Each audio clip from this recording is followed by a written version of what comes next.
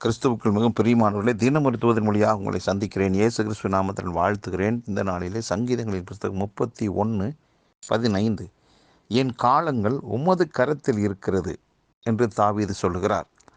அப்போது நம்முடைய வாழ்க்கையில் நாம் சந்திக்கிற சில பிரச்சனைகள், சில போராட்டங்கள், இப்படி பலவிதமான நமக்கு எதிரடியாக வரக்கூடியதான சில சம்பவங்களை வைத்து நாம் யோசிக்கிறோம், சொல்லுகிறோம். ஐயோ, எனக்கு நேரமே சரியில்லை, காலமே சரி, இது என்ன காலமோ என்று சொல்லி நாம் சந்திக்கிற சம்பவத்தை வைத்து எதிர்மறையாக பேசுகிறோம். இந்த நாட்கள் எனக்கு, இந்த காலம் பொல்லாத காலமாக இருக்குது, எனக்கு நெருக்கடியான காலமாக இருக்குது என்று சொல்லி, தோல்வியான காலமாக இருக்குது என்று சொல்லி காலங்களை நாம் பல விதங்களில் வகையறுத்து சொல்லுகிறோம். ஆனால் சங்கீதக்காரர் சொல்றாரு, என் காலங்கள் உமது கரத்தில் இருக்கிறது என்று.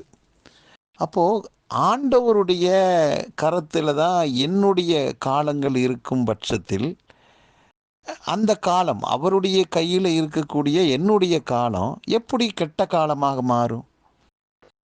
எப்படி சத்துரு ஆளுகிற ஒரு காலமாக மாறும்? மாறாது.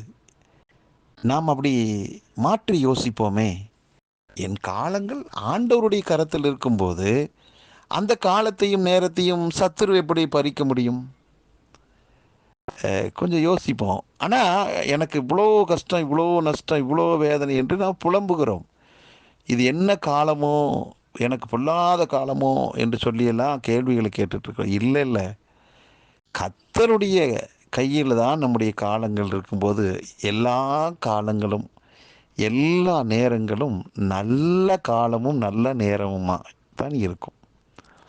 ஆகவே வேறு விதமாக நாம் யோசிக்க வேண்டாம். என்னுடைய காலங்கள் எல்லாம் அவருடைய கரத்தில் இருப்பதால் இனி என்னுடைய காலங்கள் நல்ல காலங்களே. எனக்கு இனி இலையுதிர் காலம் கிடையாது. இனி கனி கொடுக்கிற காலம். எனக்கு இனி வசந்த காலம்.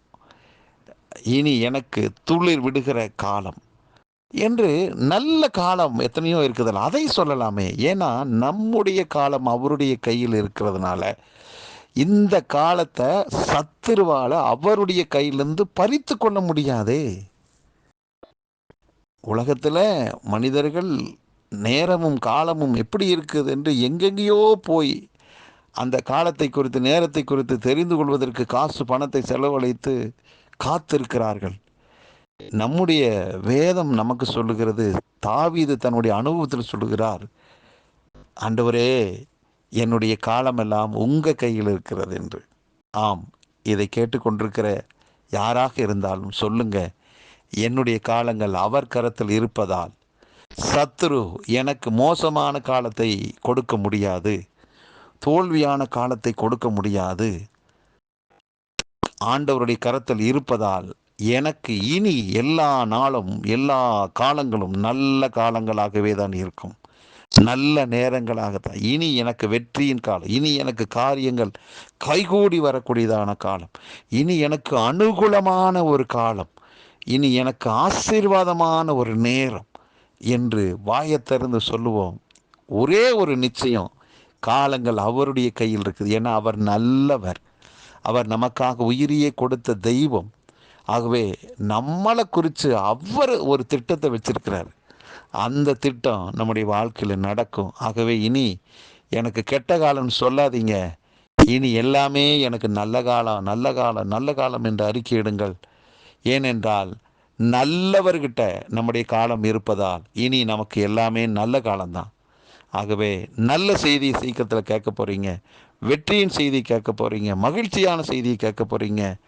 உங்களை போல உலகத்திலே மகிழ்ச்சியான மனுஷனை யாரும் இருக்க முடியாத அளவுக்கு உங்கள் வாழ்க்கை உயரப்போகுது. ஏனென்றால் நல்லவர் கையில் நம்முடைய காலம் இருப்பதால். ஜெபிக்கலாம். நல்ல பிதாவே, எங்கள் வாழ்வினுடைய காலங்கள் எல்லாம் உம்முடைய கரத்தில் இருக்கிறது. நீ நல்லவராக இருக்கிறீர், எங்களுக்கு நல்லதையே செய்வீரப்பா, நல்லதையே செய்து முடித்திருக்கிறீர் ஆண்டவரே. அதை நினைத்து நாங்கள் ஸ்தோத்தரித்து துதித்து உமக்கு நாங்கள் நன்றி செலுத்துகிறோம்.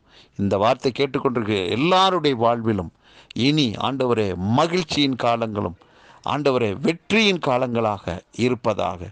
ஆரோக்கியமான காலமாய், சுகமான காலங்களாய், காரியங்கள் கைகூடி வரக்கூடிய காலங்களும் நேரங்களுமாய் அமைவதாக மனதார் ஒவ்வொருவர் வாழ்த்தி ஆசீர்வதிக்கிறேன். இயேசு கிறிஸ்துவின் நாமத்தில் ஜெபிக்கிறேன் நல்ல பிதாவே, ஆமென்.